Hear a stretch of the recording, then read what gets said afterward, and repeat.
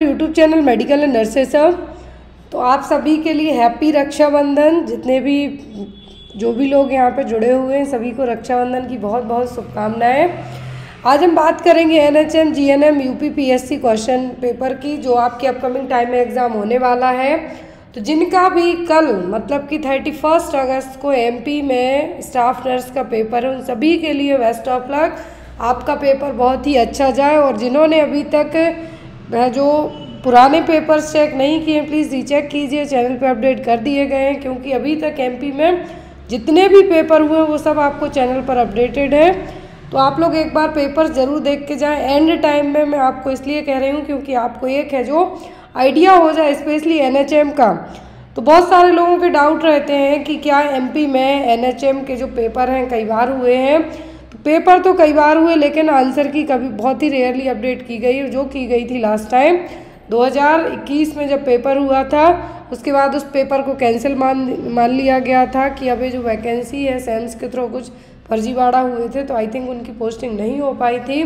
दोबारा से जब पेपर हो रहा है तो अब सेम्स के थ्रू पेपर नहीं होना है, एमपी ऑनलाइन के थ्रू होना है आपका पेपर। तो एमपी ऑनलाइन के थ्रू इसके पहले पेपर हो चुके हैं अलग अलग गवर्नमेंट मेडिकल कॉलेज के लिए। 2019 में भी पेपर हुए हैं, तो आप वो पेपर एक बार ज़रूर देख के जाना। आपको बहुत ही अच्छी चीज़ें पता चलेंगी। और आपको एक चीज़ और कि जो भी लोग एमपी एनएचएम का पेपर दे रहे हैं, मेरी उनसे रिक्वेस्ट है कि आप एनएचएम के अलावा एमपी ऑनलाइन के थ्रू जितने भी गवर्नमेंट मेडिकल कॉलेज के लिए 5 या फिर 6 बार है जो पेपर करवाया गया है, फिर एमपी व्यापम के थ्रू कराया गया, तो सब पेपर आपको एक बार है जो देख के जाना है। कल आपका एग्ज़ाम है। तो आज की क्लास में हम बात करेंगे, तो यहाँ पर एक मॉडल पेपर है जो कि फुली ऑफिशियल पेपर है आपके लिए कि आपको पेपर में क्वेश्चन कैसे आएंगे। फर्स्ट क्वेश्चन है आज की क्लास का, a pre-senile degenerative disease of the brain affecting the frontal lobe is called. तो प्री सेनाइल और जो कि डिजेनरेटिव डिसीज है जो ओनली फ्रंटल लोब को अफेक्ट करेगी, तो वो क्या है? Oedipal complex, orgasm, Pick's disease या फिर न्यूरोलॉगिज्म। तो यहाँ पर आपको बताना है कि प्री सेनाइल डिजेनरेटिव डिसीज है। प्री सेनाइल आपने जो डेमेंशिया पढ़े हैं उसी टाइप से है। तो यहाँ पर प्री सेनाइल डिजेनरेटिव डिसीज और ओनली जो फ्रंटल लोब को अफेक्ट करेगी। लास्ट ऑप्शन है न्यूरोलॉगिज्म। तो इसका तो मतलब ही होता है कि नए वर्ड का बनाना। क्या है? नए वर्ड का बनाना। फिर है यहाँ पर आपको नेक्स्ट पिक्स डिसीज। क्या है? Pick's disease. तो एक तरीके की फ्रंटो टेम्पोरल डिमेंशिया ही आप इसको कह सकते हैं। क्या है? फ्रंटो टेम्पोरल डिमेंशिया, जिसमें आपका फ्रंटल और टेम्पोरल लोब दोनों है जो अफेक्ट रहेंगे। और ये जनरली जिनकी उम्र 65 साल से ज़्यादा होती है उनमें देखने को मिलेगा। एक तरीके का ये अल्जाइमर ही है, लेकिन ये अल्जाइमर से थोड़ा सा अलग है, बहुत रेयरली देखने को मिलेगी। ऑडिपल कॉम्प्लेक्स। क्या है? Oedipal complex. तो यहाँ पर हमने एक पढ़ा था इरेक्टा और दूसरा पढ़ा था ऑडिपस कॉम्प्लेक्स। तो यहाँ पर ऑडिपल कॉम्प्लेक्स भी आपको एग्जाम में आता है। तो ऑडिपल कॉम्प्लेक्स का मतलब है कि अपोजिट सेक्स की तरफ जो पेरेंट्स हैं, जो गर्ल्स हैं वो अपने फादर की तरफ और जो बॉयज़ हैं अपने मदर की तरफ, तो एक अटैचमेंट फील करेंगे अपोजिट सेक्स की तरफ। तो क्या है यहाँ पर? ऑडिपल कॉम्प्लेक्स। फिर यहाँ पर आपका जो क्वेश्चन में कहा है कि प्री सेनाइल है, इसको प्री सेनाइल डिमेंशिया भी कहा जाता है, लेकिन ये डिमेंशिया से मिलता जुलता है, लेकिन यहाँ पर सिम्टम थोड़े से डिफरेंट होंगे। तो ये डिसीज़ क्या है? ये पिक्स डिसीज़ एक तरीके का डिमेंशिया ही है, जिसमें आपके जो ब्रेन का जो पार्ट आपके इमोशन को कंट्रोल करता है वो अफेक्ट होगा। और वो पार्ट कौन सा है? Frontal and temporal lobe. तो फ्रंटल और टेम्पोरल लोब अफेक्ट हो रहे हैं जिस डिजेनरेटिव डिसीज में, वो क्या है? Pick's disease. नेक्स्ट है यहाँ पर, और इसका रीज़न क्या है? इसका एग्जैक्ट कॉज तो पता नहीं है, लेकिन यहाँ पर इसमें जो आपकी सेल्स हैं, ब्रेन की सेल्स हैं, क्या होंगी? नर्व सेल्स डैमेज होंगी। Next one is who introduce the principle of inheritance. Inheritance का मतलब अनुवांशिकी के जो प्रिंसिपल हैं किसने दिए थे? ऑप्शन में William Harvey, Antony von Leeuwenhoek, George Mendel या फिर रॉबर्ट ब्राउन। तो यहाँ पर इनहेरिटेंस के जो प्रिंसिपल हैं, क्या है? इनहेरिटेंस के जो प्रिंसिपल हैं किसने दिए थे? तो प्रिंसिपल ऑफ इनहेरिटेंस आपने 11th 12th और 10th में पढ़े हैं। जो मटर के ऊपर जो प्रयोग किए गए थे, और प्रयोग किसने किए थे? जॉर्ज मेंडल ने। किसने किए थे? जॉर्ज मेंडल ने। तो यहाँ पर जो आपका आंसर होगा कि जो थ्योरी है प्रिंसिपल ऑफ इनहेरिटेंस थ्योरी, इसके 3 प्रिंसिपल थे। जो 3 प्रिंसिपल थे वो क्या थे? Law of dominance, law of segregation and law of independent assortment. तीनों प्रिंसिपल याद रखना है। क्या है यहाँ पर? जो प्रिंसिपल है यहाँ पर 3 प्रिंसिपल थे। तो फर्स्ट क्या था? Law of dominance. नेक्स्ट था यहाँ पर आपका law of segregation and last था आपको लॉ ऑफ इंडिपेंडेंट। तो यहाँ पर आपको ये तीनों प्रिंसिपल हैं जो याद रखना है। ये आपने 10th 11th 12th 3 क्लास में पढ़ा हुआ है क्वेश्चन। इनहेरिटेंस जो मटर के ऊपर यदि पूछे कि कौन से पौधे पे इन्होंने अपना ये प्रयोग किया था, तो वो था मटर का पौधा, pea. Next one is which of the following mechanical device is use to support the patient back. तो मरीज के बैक साइड को सपोर्ट करने के लिए कौन सी मैकेनिकल डिवाइस है जो यूज़ की जाएगी? Bed, cradle, footboard, back rest या फिर कार्डियक टेबल। क्या है जो यहाँ पर बैक को सपोर्ट करने के लिए यूज़ किया जाएगा? तो वो होगा आपका क्या? Back rest. क्या होगा? Back rest. Next one, which hormone increase the blood pressure by constricting arterioles during severe haemorrhage. कौन है जो बीपी को क्या करेगा? बढ़ाएगा। जब आपकी हेमरेज होता है, सीवियर ब्लीडिंग होती है, तो क्या करेगा? आर्टरियोल्स हैं जो आर्टरी का और छोटा पार्ट आर्टरियोल्स को कॉन्स्ट्रिक्ट करेगा, सिकोड़ने का काम करेगा। तो उस टाइम पे आपका बीपी बढ़ेगा। तो कौन सा हार्मोन ये काम करेगा? Follicle stimulating hormone, oxytocin, anti diuretic hormone या फिर ल्यूटनाइजिंग हार्मोन। तो जब भी बीपी से रिलेट करती हुई प्रॉब्लम पूछी जाए तो वहाँ पर एडीएच हार्मोन, वैसोप्रेसिन और एंटी डायरेटिक हार्मोन, ये काम कौन सा हार्मोन करेगा? एडीएच और एंटी डायरेटिक हार्मोन क्या करेगा? ये जो आर्टरियोल्स उनको कॉन्स्ट्रिक्ट करेगा। जब वो आर्टरियोल कंस्ट्रिक्ट होंगी तो बीपी क्या होगा? आपका हाई होगा। तो यहाँ पर जो हार्मोन रिस्पॉन्सिबल है वो क्या है? ADH hormone. Next one, the protein present in mucus. तो म्यूकस में कौन सा प्रोटीन रहेगा? ग्लूटेन, म्यूसिन, न्यूमिन या फिर मायोसिन। तो जो प्रोटीन आपके म्यूकस में प्रेजेंट होगा वो कहलाएगा म्यूसिन। क्या होगा? म्यूसिन। मायोसिन तो जो आपके नर्व हैं उसमें प्रेजेंट रहेगा। ग्लूटेन एक जो खाने पीने की चीज़ों में रहेगा, ग्लूटेस जो सब्सटेंस है उसमें। लेकिन जो म्यूकस में प्रेजेंट रहने वाला प्रोटीन क्या है? Mucin. Next one, normal respiratory rate and rhythm it's called. तो आपने एबनॉर्मलिटी पढ़ी है। एपनिया मतलब सजेशन हो गया, स्टॉप हो गया, टैकीकार्डिया मतलब बढ़ गए, ब्रेडी मतलब घट गए। तो यहाँ पर एक नॉर्मल रेस्पिरेटरी रेट और रिदम है, तो क्या टर्म यूज़ होगा? जब टर्म यूज़ होगा वो क्या होगा? यूपनिया। EU वर्ड जुड़ जाए दैट मीन्स क्या है? सब कुछ नॉर्मल है। क्या है? सब कुछ नॉर्मल है। तो नॉर्मल रेस्पिरेटरी रेट और रिदम का मतलब क्या है यहाँ पर? Eupnoea. Next one, the excessive vomiting during pregnancy deteriorating the health of the mother is known as. Excessive vomiting होती है यदि प्रेगनेंसी में, जिसके कारण माँ की हेल्थ अफेक्ट होती है, डिटोरिएट होती है मतलब बिगड़ती जा रही है। तो वो क्या कंडीशन है? Pregnancy induced hypertension, eclampsia, hyperemesis gravidarum या फिर अबॉर्शन। किस केस में माँ को बहुत ज़्यादा वॉमिटिंग होगी? उस वॉमिटिंग के साथ साथ क्या है यहाँ पर? वॉमिटिंग के साथ साथ है जो उसकी कंडीशन भी बिगड़ती जाएगी, इलेक्ट्रोलाइट डिस्टर्ब होंगे, वीकनेस होगी। तो यहाँ पर वो कंडीशन कहलाएगी हाइपरेमेसिस ग्रेविडेरम। क्या है? हाइपरेमेसिस ग्रेविडेरम। अब यदि हार्मोन पूछे कौन सा हार्मोन रिस्पॉन्सिबल है, तो वो HCG हार्मोन। तो यहाँ पर जो हार्मोन रिस्पॉन्सिबल है हाइपरेमेसिस ग्रेविडेरम के लिए और प्रेगनेंसी में होने वाली ज़्यादा वॉमिटिंग के लिए, तो वो क्या है? HCG hormone. सिंक्टोट्रोफोब्लास्ट सेल्स हैं जो रिलीज़ करेंगे इस हार्मोन को। प्रेगनेंसी में, अर्ली प्रेगनेंसी जब टेस्ट किया जाता है तो यूरिन प्रेगनेंसी टेस्ट में हार्मोन रहेगा। तभी जो 2 पिंक लाइन आती हैं, भी आपको ANM में क्वेश्चन ये आता है स्पेशली कि कितनी पिंक लाइन आएंगी UPT टेस्ट में, तो वो होंगी 2 लाइन, 2 पिंक लाइन। और कभी कभी कुछ रेयरली केसेस में, मैंने कल आपको एक शॉर्ट्स टॉपिक है जो अपलोड किया था, जिसमें आपको क्या रहेगा? एन एम्ब्रियोनिक प्रेगनेंसी, मतलब एम्ब्रियो एब्सेंट है लेकिन जो जेस्टेशनल सैक है वो बना हुआ है। तो कंडीशन कल मैंने आपके लिए एक्सप्लेन की थी, प्लीज़ जाके ज़रूर देखना, सेकंड शॉर्ट चैनल पर भी है और यहाँ पे भी मैंने अपडेट की है। तो वॉमिटिंग यदि प्रेगनेंसी में होती है तो वो कंडीशन है हाइपरेमेसिस ग्रेविडेरम, और इसमें जो हार्मोन अपनी अहम भूमिका निभाने वाला है तो वो HCG hormone. Next one, which is the thickest layer of uterus. सबसे थिक मतलब सबसे मोटी लेयर क्या है? एंडोमेट्रियम है, पेरीमेट्रियम है, एक्सोमेट्रियम है कि मायोमेट्रियम है? तो 3 तो लेयर होती हैं, एंडो, पेरी और मायो। तो जो लेयर सबसे थिक है वो क्या है? वो है मायोमेट्रियम। कौन सी लेयर है? Myometrium. Next is, which of the following anti tubercular drug caused red orange discolouration of urine.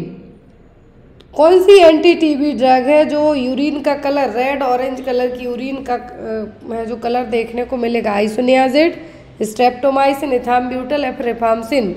जितनी भी टीबी की मेडिसिन है, क्या है? जितनी भी टीबी की मेडिसिन है, एंटी ट्यूबरकुलर ड्रग है, उनके आपको साइड इफ़ेक्ट ज़रूर पूछे जाते हैं। जैसे स्ट्रेप्टोमाइसिन का पूछा तो जो आपकी ऑप्टिक नर्व है उसको डैमेज करेगी, सीधा अंधा बना देगी। फिर यहाँ पर आपको आता है रिफाम्सिन। तो रिफाम्सिन रेड ऑरेंज कलर का जो यूरिन है उसका कलर क्या कर देगी? चेंज कर देगी। ओनली इंट्रामस्कुलर रूट से दी जाने वाली ड्रग पूछें तो वो क्या है? स्ट्रेप्टोमाइसिन। तो यहाँ पर एंटी ट्यूबरकुलोसिस ड्रग से आपको बहुत सारे क्वेश्चन एग्जाम में आते हैं। नेक्स्ट है आपका absence of bowel sound and abdominal distension after abdominal surgery indicate. Bowel sound absent है, क्या है? एब्सेंट है। एब्डोमिनल डिस्टेंशन है जब एब्डोमिनल सर्जरी होने के बाद, वो भी। तो ये क्या है? हेमरेज है, इंटरसिसेप्शन है, पैरालाइटिक इलियस है या फिर फ्लैचुलेंस है। तो ये क्या कंडीशन है यहाँ पर जिसमें बाउल साउंड एब्सेंट है? बाउल साउंड एब्सेंट है आफ्टर द सर्जरी, तो ये कहलाएगा आपका पैरालाइटिक इलियस। क्या है? पैरालाइटिक इलियस, जो कि यहाँ पर एक ऐसी कंडीशन है जो आपकी लार्ज इंटेस्टाइन, इसको बाउल कहेंगे यहाँ पर, तो उस लार्ज इंटेस्टाइन में क्या रहेगा? कुछ ऑब्स्ट्रक्शन रहेगा या फिर बिना किसी ऑब्स्ट्रक्शन के, without the presence of physical obstruction, मतलब कुछ फिजिकल ऑब्स्ट्रक्शन नहीं क्योंकि ऑलरेडी सर्जरी हो चुकी है, लेकिन उसके बाद भी जो बाउल साउंड है वो क्या है? एब्सेंट है। और ये कंडीशन क्या कहलाएगी? Paralytic ileus. Next is unwanted but unavoidable pharmacodynamics effect of drug at the therapeutic dosages known as. Unwanted है लेकिन अनअवॉइडेबल भी है, मतलब आप नहीं चाह रहे कि ये चीज़ आपको हो, लेकिन उनको आप अवॉइड भी नहीं कर सकते हैं। और किसी भी ड्रग के कारण आपको दी तो गई है वो थेराप्यूटिक डोज, मतलब जितना प्रिस्क्राइब किया गया है उतना ही डोज दिया गया है, बट आफ्टर दैट आपकी बॉडी ने कुछ रिएक्ट किया जो आप नहीं चाहते, जो आपके फेवर में नहीं है, तो क्या कहलाएंगे? Hypersensitivity, side effect, toxic effects या फिर इडियोसिंक्रेसी। तो ये क्या कहलाएगा? आप चाहते नहीं हैं कि आपको ये चीज़ हो, लेकिन तब भी हो गई, आपने जितना डॉक्टर ने डोज आपको प्रिस्क्राइब किया उतना ही लिया, तो ये क्या कहलाएगा? ये कहलाएगा उस मेडिकेशन का साइड इफेक्ट। फार्माकोडायनामिक्स की बात की जा रही है कि फार्माकोडायनामिक्स इफेक्ट है उस ड्रग का, थेराप्यूटिक डोज लिया आपने, मतलब जितना प्रिस्क्राइब किया गया, फिर भी आपकी बॉडी ने कुछ रिएक्ट कर दिया, तो क्या कहलाएगा? Side effect. Next is when the amount of amniotic fluid exceeds 2 litre the condition is called. तो एमनियोटिक फ्लूइड का लेवल 2 लीटर से ज़्यादा हो जाता है तो ये कंडीशन क्या कहलाएगी? ओलिगोहाइड्रोमनियास, पॉलीहाइड्रोमनियास, बैग ऑफ वाटर या फिर एमनियोनाइटिस। तो यहाँ पर ओलिगो में तो 500 ml से कम हो जाता है, कितना? जो AFI index, amniotic fetal index है जो यहाँ पर, वो 5 से कम हो जाए, 500 ml से कम हो जाए, तो यहाँ पर क्या है? ओलिगोहाइड्रोमनियास। यदि एमनियोटिक फ्लूइड 500 ml से कम हो जाए तो ओलिगो, और 2 लीटर और 2000 लीटर से ज़्यादा हो जाए वो कंडीशन क्या कहलाएगी? पॉलीहाइड्रोमनियास। क्या कहलाएगी? Polyhydramnios. Next one is in identical twin where the foetus share common chorion the number of placenta is. तो आइडेंटिकल ट्विन है, क्या है? आइडेंटिकल ट्विन है जहाँ पर फीटस कॉमन कोरियन शेयर करते हैं, लेकिन प्लेसेंटा कितने होंगे? 1 2, मोर देन 2, 2 एंड फ्यूज्ड। तो कितने प्लेसेंटा हो गए? आइडेंटिकल ट्विन है, फीटस एक कॉमन कोरियन शेयर कर रहे हैं जो एमनियन कोरियन है वो। तो यहाँ पर कितने प्लेसेंटा होने चाहिए? 1 2, 2 से ज़्यादा या फिर 2 और फ्यूज। और जब मोनो आइडेंटिकल ट्विन है, फीटस कॉमन कोरियन शेयर करते हैं तो कितने प्लेसेंटा होंगे? यहाँ पर एक ही प्लेसेंटा रहेगा। ये देखिए यहाँ पर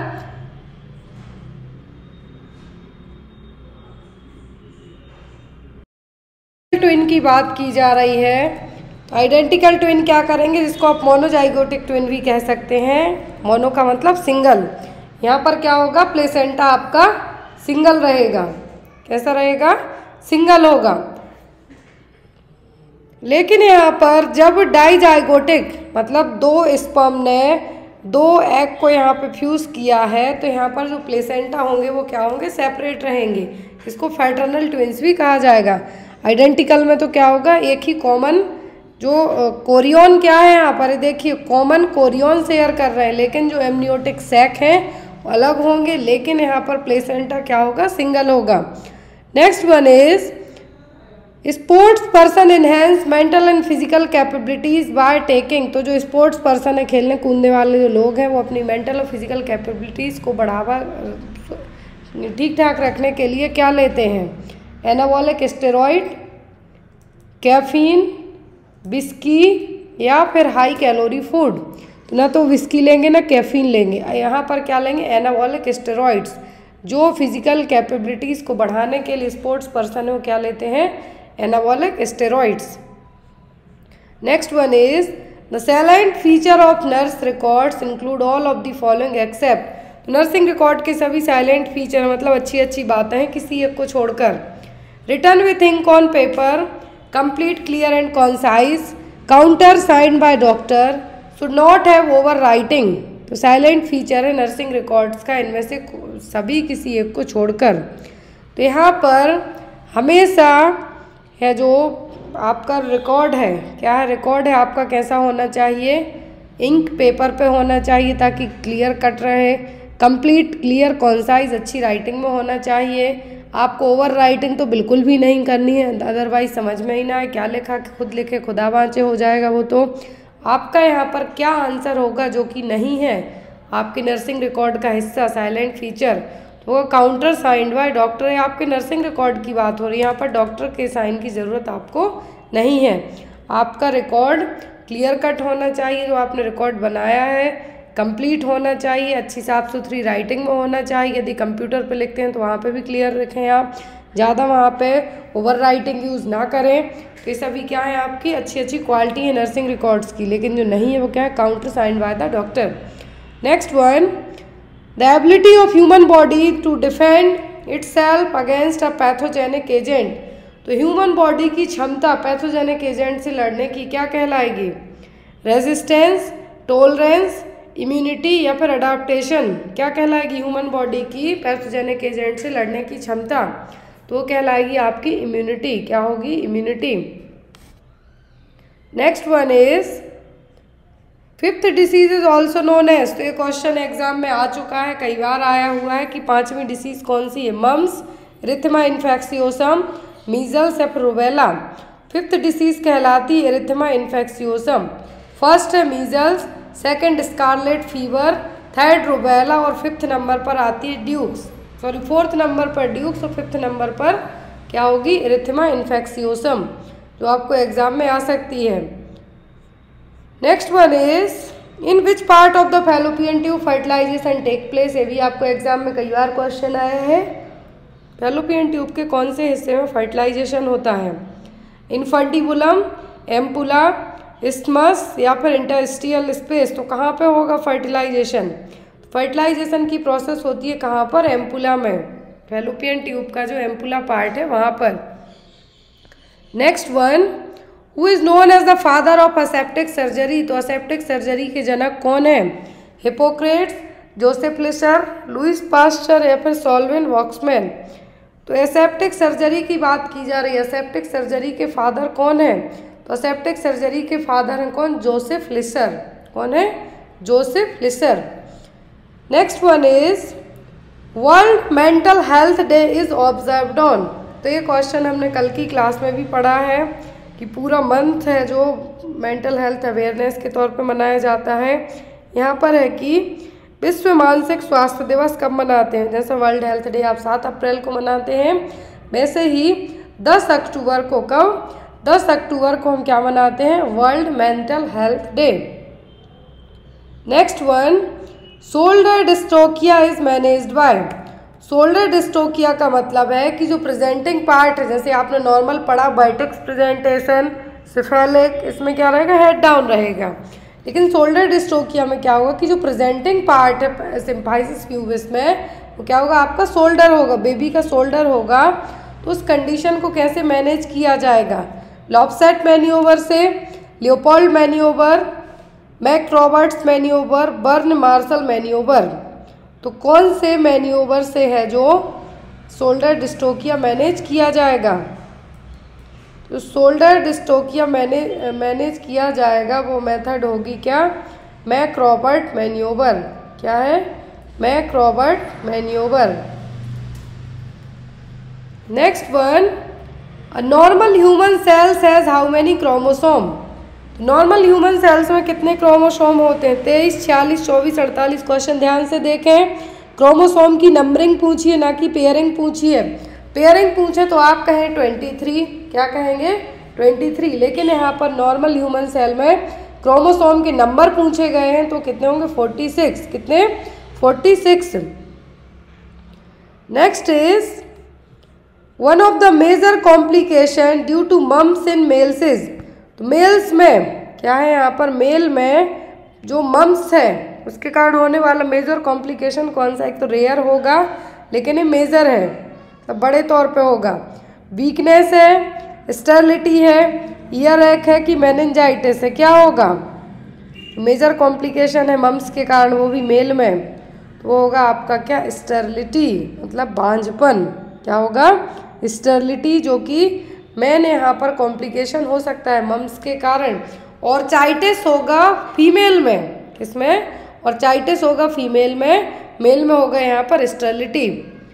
next one, pulse pressure is defined by. तो पल्स प्रेशर का मतलब क्या है, the difference between systolic and diastolic pressure, the difference between arterial and venous pressure, the difference between standing and supine blood pressure, या फिर none of the above.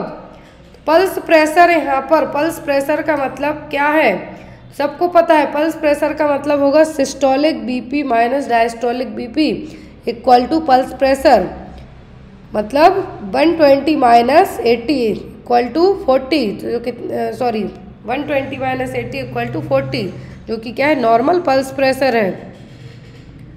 Next one is the main aim of nursing care plan for assisted mobility at bed side would be. तो यहाँ पर main nursing care plan का आपके M क्या होगा, जब मोबिलिटी पर्सन को आप चलने फिरने में उसकी हेल्प करते हैं, perform active and passive range of motion exercise, promote independence during exercise and activity, both A and B, या फिर नन ऑफ दी अबव। तो मोबिलिटी में आप असिस्ट करते हैं, मतलब उसको चलने फिरने में आप यदि हेल्प करते हैं उसकी, तो यहाँ पर है जो क्या आपका नर्सिंग केयर प्लान होगा, क्या आप एम रखेंगे। पहली चीज़, रेंज ऑफ मोशन एक्सरसाइज में आप उसकी हेल्प करेंगे और उसको इंडिपेंडेंटली एक्सरसाइज करने में प्रमोट करेंगे। आप क्या करेंगे, उसको प्रमोट करेंगे कि आप कीजिए, यदि वो एबल है, कर सकता है तो, लेकिन आपको रहना वहीं पर है खड़े। तो आपका मेन एम क्या होगा, मोबिलिटी को यदि आप असिस्ट करते हैं, बेड साइड आपकी ड्यूटी है, तो दोनों आपके ऑप्शन होंगे कि active passive range of motion exercise और promote independence during exercise and activity. Next is the role of nurse in comprehensive management plan for depressed patient would essentially include. तो एक नर्स का क्या रोल होगा यदि किसी डिप्रेस्ड पर्सन के लिए आप केयर प्लान बनाते हैं, तो prescribing anti depressant medication, evaluation of medical condition and course of disease, providing psychological support through cognitive behavioural therapy, या फिर ordering the investigation for patient. First option है एंटी डिप्रेसेंट मेडिकेशन प्रिस्क्राइब करना, तो ये आपका काम नहीं है, साइकेट्रिस्ट और डॉक्टर करेंगे। लास्ट है ordering the investigation for patient, तो ये भी आप नहीं करेंगे, ये भी डॉक्टर ही उसको बताएं क्या इन्वेस्टिगेशन होना। अब आपके पास दो ऑप्शन बचते हैं कि उसकी मेडिकल कंडीशन और कोर्स ऑफ डिसीज़, मतलब कितने टाइम से उसको डिसीज़ है उसके बारे में आप उसको बताएं, या फिर साइकोलॉजिकल सपोर्ट करें उस डिप्रेशन वाले पर्सन का, ताकि वो क्या करे, उस डिप्रेशन से उभर के बाहर आ सके। तो यहाँ पर आपका आंसर क्या होगा, providing psychological support through cognitive behavioural therapy. Next one is all of the following are preventable hospital acquired infection except, तो सभी प्रिवेंटेबल हॉस्पिटल एक्वायर्ड इन्फेक्शन है, किसी एक को छोड़कर, क्या है, किसी एक को छोड़कर सभी हॉस्पिटल एक्वायर्ड इन्फेक्शन है, प्रिवेंट कर सकते हैं आप, लेकिन किसी एक को छोड़कर। हॉस्पिटल एक्वायर्ड इन्फेक्शन और न्यूमोकोकल इन्फेक्शन जो आपको हॉस्पिटल से होंगे, ऑप्शन में है ventilator associated pneumonia, catheter associated urinary tract infection, cannula associated thrombophlebitis, या फिर ड्रग एसोसिएटेड टॉक्सिसिटी। तो सभी प्रिवेंटेबल हैं, हॉस्पिटल में आप रहते हैं, हॉस्पिटल में एडमिट होते हैं, तो इन सब को आप प्रिवेंट कर सकते हैं, किसी एक को छोड़कर नहीं कर सकते, हॉस्पिटल से प्रिवेंट नहीं कर सकते, वो होगी ड्रग एसोसिएटेड टॉक्सिसिटी। आपको किसी मेडिकेशन के कारण टॉक्सिसिटी होती है, आप उसको कैसे प्रिवेंट करेंगे, जैसे वेंटिलेटर एसोसिएटेड निमोनिया है, तो वहाँ पर आप स्टरलाइजेशन और हाइजीन मेंटेन करके बचा सकते हैं मरीज को। कैथेटर एसोसिएटेड यूटीआई है, तो ये भी आप प्रिवेंट कर सकते हैं। कैन्युला से यदि थ्रोम्बोफ्लेवाइटिस हो रहा है तो उसको भी प्रिवेंट कर सकते हैं, लेकिन आप ड्रग एसोसिएटेड टॉक्सिसिटी को हॉस्पिटल एक्वायर्ड इन्फेक्शन से रिलेट नहीं कर सकते हैं, तो आपका आंसर भी क्या होगा, D. Next one, out of the following which is not a direct cause of bed source in a patient, क्या है जिसके कारण डायरेक्टली पर्सन को बेड सोर नहीं होंगे, डायरेक्ट कॉज बेड सोर का नहीं है, डेक्यूबिटस अल्सर का। Drug reaction, prolonged sitting or lying in same position, poor circulation to the affected part और constant pressure against a particular part। तो प्रेशर सोर का जो मेन एक हम ये कहेंगे कि या तो आप लंबे टाइम तक बैठे रहे, आपने पोजीशन नहीं बदली, सर्कुलेशन कम हुआ, या फिर जहाँ पर आपको ऑलरेडी प्रेशर सोर हो रहा है, प्रेशर पॉइंट है, वहाँ पर और ज़्यादा प्रेशर पड़ेगा, तो वो जरूर होंगे प्रेशर सोर, बेड सोर्स होंगे। तो अब यहाँ पर जो डायरेक्ट कॉज नहीं है वो क्या होगा, तो प्रोलॉन्ग सिटिंग से तो होगा, यदि लंबे टाइम तक सेम पोजीशन सेम कंडीशन में बैठे रहे। पुअर सर्कुलेशन भी अफेक्ट करेगा, जहाँ पे हुआ है ऑलरेडी और वहाँ सर्कुलेशन कम हो जाए तो और दिक्कत होगी। कांस्टेंट प्रेशर होगा, तो इन सभी से होगे प्रेशर सोर, कॉज है प्रेशर सोर। लेकिन ड्रग रिएक्शन डायरेक्ट कॉज नहीं होगा। ड्रग रिएक्शन डायरेक्ट क्यों नहीं होगा, क्योंकि प्रेशर सोर होगा तो तभी जब जिस भी कंडीशन में आप बैठे हैं, प्रॉपर सर्कुलेशन नहीं हो रहा है, मेडिकेशन के कारण लॉन्ग टर्म कोई मेडिकेशन लेते हैं, यदि आपको उसके ज़्यादा साइड इफेक्ट होते तब प्रॉब्लम होगी, लेकिन यहाँ पर डायरेक्ट रीज़न नहीं हो सकता है बेड सोर का। तो आंसर क्या होगा आपका, ड्रग रिएक्शन। इसको डेक्यूबिटस अल्सर भी कह सकते हैं। इसकी स्टेज होती है फर्स्ट, सेकंड, थर्ड, फोर्थ, जो मेनली नॉर्सेट में तो ज़रूर आती हैं। Next one, out of the following which is not a major intracellular electrolyte, तो इंट्रासेल्युलर इलेक्ट्रोलाइट कौन सा नहीं है major intracellular electrolyte, sodium, potassium, magnesium, phosphorus, क्या है जो मेजर इंट्रासेल्युलर इलेक्ट्रोलाइट नहीं है। इंट्रासेल्युलर इलेक्ट्रोलाइट नहीं है वो है सोडियम, क्योंकि ये क्या है, एक्स्ट्रा सेल्युलर है। क्या है, एक्स्ट्रा सेल्युलर है। यहाँ पर आपको यदि इंट्रासेल्युलर पूछें तो क्या है, पोटेशियम, और एक्स्ट्रा सेल्युलर पूछें तो sodium. Next one is hypervolemia can result because all of the following except, तो हाइपरबोलेमिया मतलब फ्लूड है जो ओवरलोड हो गया, फ्लूड एक्सेस हो गया है, फ्लूड का वॉल्यूम बढ़ गया है, तो उसके कारण सब कुछ होगा किसी एक को छोड़कर। Early renal failure, congestive heart failure, diarrhoea, या फिर एक्सेसिव सोडियम इंजेक्शन। तो हाइपरबोलेमिया में इलेक्ट्रोलाइट लेवल क्या होंगे, बढ़ेंगे ही, वॉल्यूम फ्लूड का बढ़ेगा, रीनल फेलियर हो सकता है, हार्ट फेलियर हो सकता है, सोडियम इंजेक्शन भी बढ़ सकता है, लेकिन यहाँ पर डायरिया कभी भी नहीं होगा। डायरिया में हाइपो होगा, हाइपोबोलेमिया मतलब फ्लूड की कमी होगी ना कि बढ़ेगा। तो यहाँ पर आपका आंसर क्या होगा, option number C, diarrhoea. Diarrhoea में कभी भी हाइपरबोलेमिया नहीं होगा, हाइपोबोलेमिया होगा। क्यों, क्योंकि फ्लूड लॉस होगा, जो आपको वॉमिटिंग होगी, लूज मोशन होंगे, उसके कारण डायरिया में। तो यहाँ पर आपका आंसर क्या होगा, diarrhoea. Next one is nursing medication error most commonly observed in hospital are. तो जो हॉस्पिटल में नर्सिंग मेडिकेशन में एरर होते हैं उन कौन से होंगे? Error related to wrong dose and infusion rate, या फिर error related to wrong identification of patient, error related to wrong route of drug administration, error related to wrong drug being administered. तो किसके कारण क्या है यहाँ पर, क्या है जो मेन रीज़न होगा किसके लिए? नर्सिंग मेडिकेशन में एरर के लिए। तो वो होगा यहाँ पर क्या? Error related to wrong dose and infusion rate. पहला कि रॉन्ग आइडेंटिफिकेशन ऑफ पेशेंट, फिर थर्ड है कि रॉन्ग रूट, चौथा है रॉन्ग ड्रग, फर्स्ट है रॉन्ग डोज और इन्फ्यूज़न रेट। तो ये सबसे कॉमनली होता है। जो न्यूली हॉस्पिटल में जब ट्रेनिंग के लिए जाते हैं, स्टूडेंट नर्स जाएंगे या फिर इवन आप ही जाएंगे, तो आप कुछ केसेस में, आप तो नहीं लगाएंगे, लेकिन कुछ केसेस में क्या होता है कि जो ड्रग है, इन्फ्यूज़न रेट है, वो सबसे कॉमनली डिस्टर्ब हो जाती है। फास्ट है जो स्लो, जो भी ड्रग देनी है वो फास्ट दे दी जाती हैं। तो जो रॉन्ग डोज और इन्फ्यूज़न रेट है सबसे कॉमन एरर है। Next is most of the medication error occur because of a flaw eight which stage. तो जैसा अभी आपको क्वेश्चन 25 में था, अब 26 में भी है कि जो मेडिकेशन एरर हो रहे हैं कौन सी स्टेज में होंगे? प्रिस्क्रिप्शन के टाइम पर, ट्रांसक्रिप्ट टाइम पर, डिस्पेंसिंग के कि एडमिनिस्ट्रिंग के टाइम पर। मेडिकेशन एरर डॉक्टर प्रिस्क्राइब तो सही ही कर देंगे, डिस्पेंस फार्मासिस्ट सही करेंगे, लेकिन एडमिनिस्टर होते टाइम में क्या होंगी? रॉन्ग हो सकती हैं। तो यहाँ पर आपका आंसर क्या होगा? D, error. मेडिकेशन एरर किस स्टेज में होगा? तो वो होगा एडमिनिस्टर करने के टाइम पर, लगाने के टाइम पर। Next one, which term is denote normal heart rate in a patient.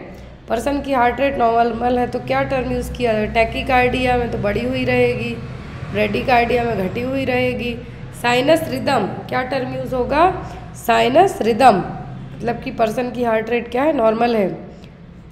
Next is recording of vital sign of patient why nursing professional is required. तो मरीज के वाइटल साइन रिकॉर्ड करते हैं आप, तो यहाँ पर क्या करेंगे? To keep patient happy, to monitor the progress and detect any adverse event, to fill the medical record या फिर to have data for research. तो वाइटल साइन यदि आप मरीज के लेते हैं, डेटा कलेक्ट करते हैं, तो एज अ नर्स आप किसके लिए ज़रूरी हैं? वो प्रोग्रेस के लिए, कि कुछ आप मरीज में कोई जो प्रोग्रेस हो रही है वो किस तरीके की है, वो कुछ एडवर्स रिएक्शन या फिर एडवर्स इफेक्ट तो नहीं हो रहा है। आप जब भी हॉस्पिटल में ड्यूटी करते हैं तो मरीज़ के वाइटल साइन में आप जब चेक करेंगे, बीपी फ्लक्चुएट तो नहीं हुआ, रेस्पिरेटरी रेट में प्रॉब्लम तो नहीं है, टेम्परेचर तो नहीं बढ़ रहा, ये सब चीज़ें चेक करने का आपका एम क्या है? कि प्रोग्रेस को मॉनिटर करना।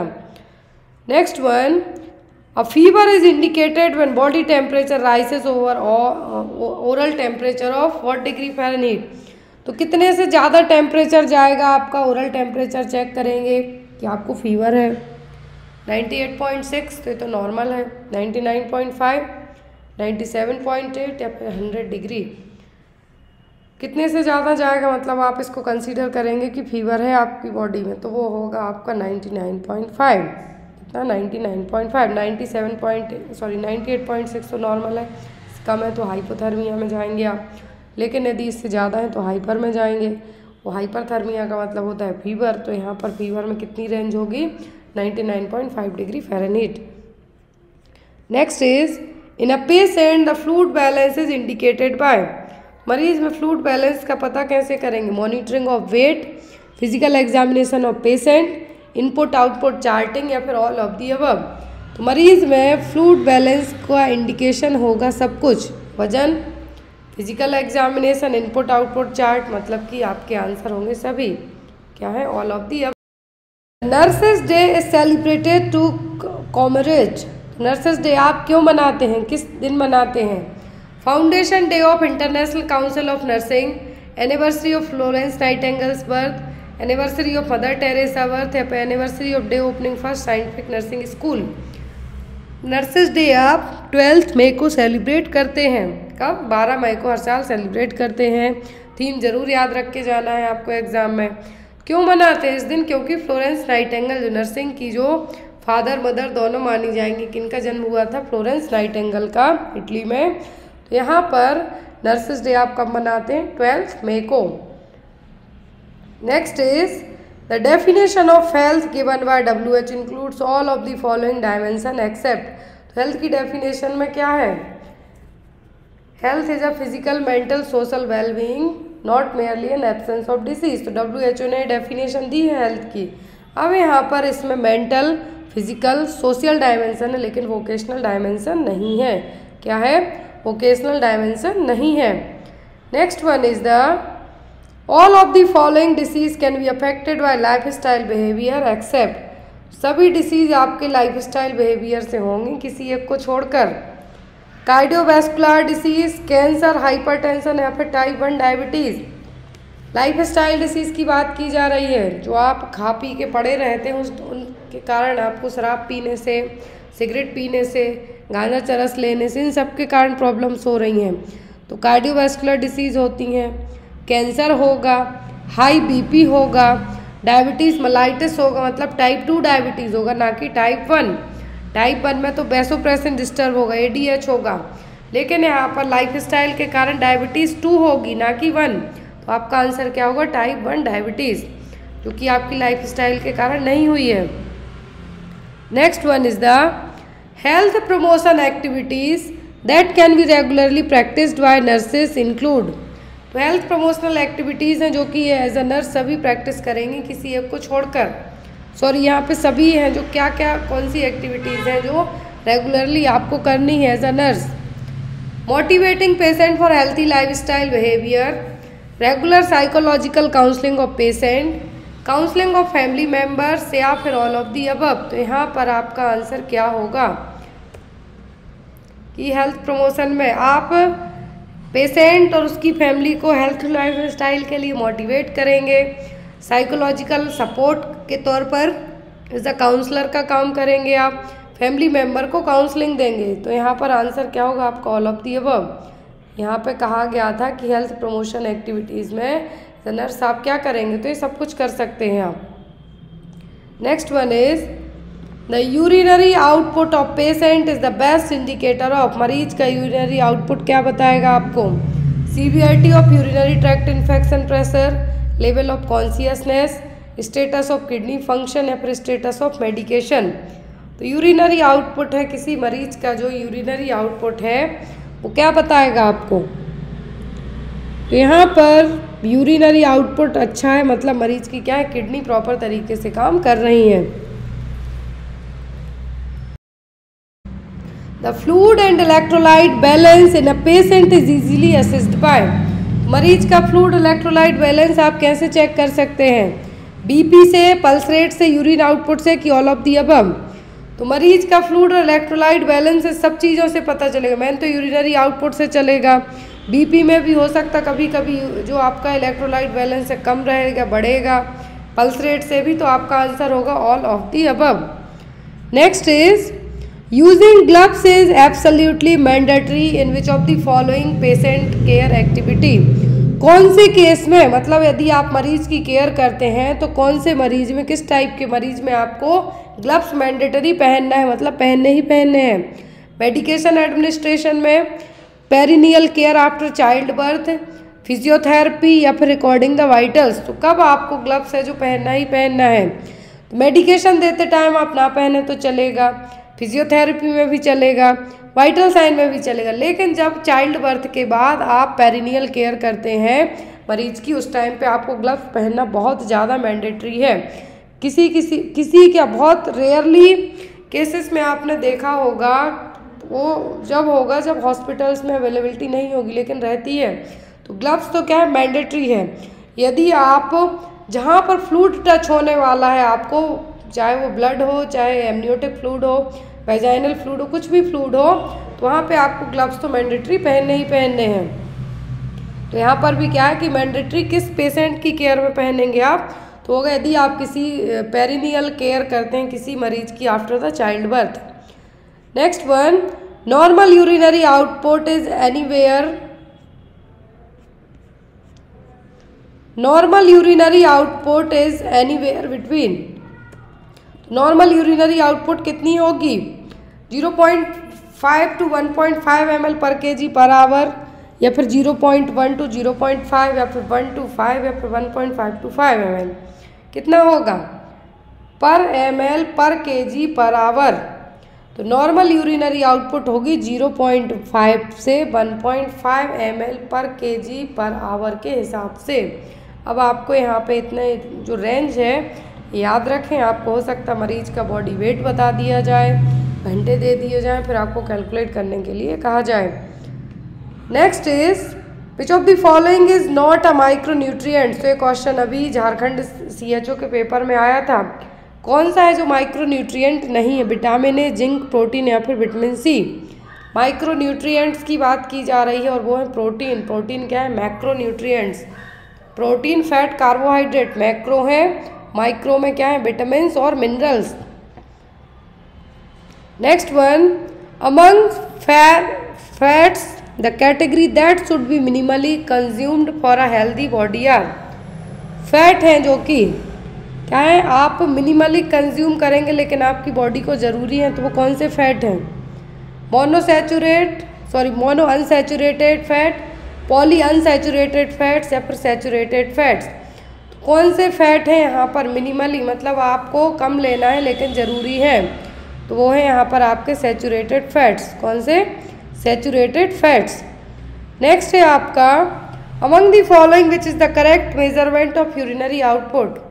तो यूरिनरी आउटपुट के लिए सही मेजरमेंट क्या है? 30 आउंस, 1 कप, 300 ml या फिर 1 क्वार्ट। अब यहाँ पर आपको जो आउंस है वो क्वार्ट है, इनमें से एग्जाम में क्वेश्चन आ सकते हैं। तो 1 आउंस है जो 1 आउंस कितने ml के बराबर होता है? 29। कितना? 29 ml के बराबर होगा। फिर है यहाँ पर 1 क्वार्ट। क्या है? 1 क्वार्ट। तो 1 क्वार्ट होता है कितना? 946 पॉइंट समथिंग, मतलब 950 ml के बराबर 1 क्वार्ट। तो यहाँ पर आपका जो एक करेक्ट मेजरमेंट बताएगा वो क्या होगा? 300 ml। कितना? 300 ml और 300 ml। Next one, the most common micronutrients deficiency in India. तो भारत में कौन से माइक्रोन्यूट्रिएंट्स की कमी के कारण प्रॉब्लम होती है? आयोडीन, जिंक, विटामिन ए या फिर आयरन। तो सबसे ज़्यादा तो अभी हम बात करें तो वो है एनीमिया होता है, वो है आयरन की कमी के कारण। फिर आयोडीन जो प्रॉब्लमैटिक है किसके लिए? जिनको घेंघा रोग होते हैं उनके लिए क्या रिस्पॉन्सिबल है? आयोडीन। यहाँ पर जो डेफिशिएंसी है तो वो क्या है? आयरन। क्या है? आयरन। उसके कारण होगा क्या? Anaemia. Next is the recommended antenatal visit for pregnant women in India are. तो भारत में प्रीनेटल और एंटीनेटल विजिट कितनी करवानी चाहिए? 4 visit including as soon as pregnancy suspected and once at term, once a month, once in 2 month या फिर every 2 weeks. तो antenatal visit यदि हम बात करें तो WHO के अकॉर्डिंग एटलीस्ट 4 विजिट तो ज़रूरी ही है। पहली जैसे ही प्रेगनेंसी डिटेक्ट हो, और दूसरी जब फुल टर्म प्रेगनेंसी हो जाए तब। फिर यहाँ पर यदि बात करें कि किस वीक में पॉसिबल हो तो एवरी मंथ चेकअप कराएं आप, एवरी मंथ चेक कराएं, वंस अ मंथ। फिर यदि जब 8वां महीना चल रहा हो तो उस टाइम पर महीने में 2 बार जाएं आप। फिर 9वां महीना चल रहा हो तो एवरी वीक जाएं। यहाँ पर आपका आंसर क्या होगा? Option number A. Next one, feeding colostrum to newborn is essential because. तो जब जो आफ्टर डिलीवरी के बाद जो ब्रेस्ट से जो मिल्क आएगा वो कहलाता है कोलेस्ट्रम। क्या है? कोलेस्ट्रम, जो कि हाईली न्यूट्रिएंट्स होता है बेबी के लिए। तो क्यों जरूरी है? गुड टेस्ट के कारण, nutrient dense and high in antibodies and antioxidant, tradition in India, it induce breast to produce more milk. Newborn baby को कोलेस्ट्रम है जो आफ्टर डिलीवरी के एज सुन एज पॉसिबल और विद इन 30 मिनट और 1 our के अंदर breast feed कराना चाहिए। एवरी 2 आवर में 8 से 12 बार तक बेबी सूसू जाए, और हर 2 घंटे की नैप ले, एक अच्छी नैप ले 2 घंटे की एक बार फीड करने के बाद। क्या है? अच्छे साइन है कि बेबी को प्रॉपर ब्रेस्ट मिल्क मिल रहा है।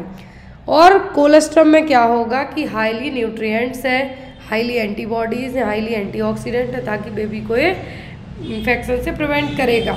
यहाँ पर आपका आंसर क्या होगा? Option number B. Scurvy is caused due to deficiency of. तो ये सबको पता है, बहुत इजी क्वेश्चन है, आप फर्स्ट ईयर से ही पढ़ना स्टार्ट कर देते हैं। तो स्कर्वी किसकी कमी के कारण होगा? विटामिन सी की कमी के कारण। किसके कारण? विटामिन सी की कमी के कारण। विटामिन डी की कमी से रिकेट्स होगा बच्चों में, ऑस्टियोमलेसिया होगा बड़ों में। विटामिन बी के जो बी कॉम्प्लेक्स विटामिन उनसे अलग अलग प्रॉब्लम्स होंगी। विटामिन ए आपकी आँखों के लिए ज़रूरी है। यहाँ पर जिस विटामिन की कमी से स्कर्वी होगा वो क्या होगा? Vitamin C. Vitamin C immunity के लिए बहुत ज़्यादा हेल्पफुल है, हीलिंग के लिए हेल्पफुल है, तो ये भी आपको एग्जाम में आते हैं। नेक्स्ट है विटामिन डी डेफिशिएंसी कॉज। तो विटामिन डी की कमी से क्या होगा? Rickets and osteomalacia, very dry eyes, mouth ulcer. तो ड्राई आई तो आपकी विटामिन ए की कमी से ही होंगे। माउथ में अल्सर विटामिन बी कॉम्प्लेक्स के कारण हो सकता है। रिकेट्स और ऑस्टियोमलेसिया के लिए रिस्पॉन्सिबल है विटामिन डी। नेक्स्ट है pulse oximeter is used to measure. Pulse oximeter का यूज़ किसके लिए किया जाएगा? Oxygen saturation of blood, pulse rate, both A and B, या फिर none of the above. Pulse oximeter दोनों के लिए यूज़ होगा कि ऑक्सीजन सैचुरेशन क्या है, कोविड में खूब यूज़ किया है, सबके घर भर में हो गए। पल्स ऑक्सीमीटर है जो क्या यूज़ है इसके? ऑक्सीजन सैचुरेशन चेक करने के लिए, ब्लड में कितना ऑक्सीजन परसेंटेज में हो, पल्स रेट के लिए। Next is range of motion depicts. Range of motion क्या है? Exercise that move each muscle and joint, arc of movement of joint, direction of movement of limbs, या फिर none of the above. Range of motion depicts यहाँ पर क्या है कि जो आपके मसल और जॉइंट, हर एक मसल जॉइंट्स को क्या करे? मूव करे। Next one, for a patient with severe hearing disability the nurse should. यदि किसी मरीज को सीवियर हियरिंग डिसेबिलिटी, सुनने में प्रॉब्लम हो रही है, सुनाई ही नहीं दे रहा है, क्या करेंगे आप? Face the patient and speak clearly and distinctly, shout and use exaggerating mouth movement, keep silent, communicate with family only. यदि मरीज को सीवियर हियरिंग डिसेबिलिटी है तो आपको उसके फेस टू फेस जाके बात करनी है, वो भी क्लियरली, और उसको जो समझ में आए उस तरीके से आपको बोलना है। Next one, trochanter roll is used to. A question और सेट में आपको आ सकता है ट्रोकेंटर रोल। जो ट्रोकेंटर रोल हैं किसके लिए यूज़ किए जाएंगे? Prevent internal rotation of hip when patient is in recumbent, prevent external rotation of when patient is recumbent position, prevent internal rotation of hip when patient is in standing, और या फिर prevent external rotation of hip when patient is in standing position. Trochanter roll, trochanter roll कब use किए जाते हैं? जब मरीज को एक्सटर्नल रोटेशन, अपने हिप को बाहरी तरफ घुमाने के लिए प्रिवेंट करने में, जब वो क्या रिकम्बेंट पोजीशन में उस तरीके से, तब क्या यूज़ किए जाएंगे? Trochanter roll. एग्जाम में पोजीशन दी जा सकती है आपको, वे पूछे जाते हैं कि यह क्या है? ट्रोकेंटर। एक क्वेश्चन आपके लिए, इसका आंसर आप लोग कमेंट बॉक्स में दीजिए। जो नेक्स्ट क्लास होगी उसमें 53 नंबर से क्वेश्चन हम पढ़ेंगे।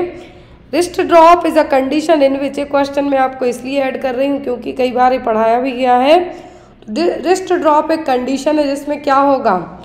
Femur muscle of wrist and digits do not work, extensor muscle of wrist and digits do not work, abductor muscle of wrist and digit do not work, या फिर abductor muscle of wrist and digit do not work. तो wrist drop कौन सी condition है? तो इसका answer आप लोग comment box में ज़रूर देना। आई होप आपको आज की क्लास अच्छी लगी हो, तो आप अपने फ्रेंड्स के साथ ज़रूर शेयर करें। नेक्स्ट थिंग, जिनका कल पेपर है उन सभी के लिए बेस्ट ऑफ लक। और जो भी लोग MP NHM के पेपर्स, MP ऑनलाइन के पेपर, GMC के पेपर, PEB के पेपर विथ CHO पेपर लेना चाहते हैं जिसमें आपके 25 पेपर इंक्लूड रहेंगे, वो डायरेक्ट मेरे व्हाट्सएप नंबर पर कांटेक्ट करके उन पेपर्स की PDF ले सकते हैं। सभी पेपर सॉल्व रहने वाले हैं आपको और सभी ऑफिशियल पेपर रहेंगे। Thank you, bye bye, take care.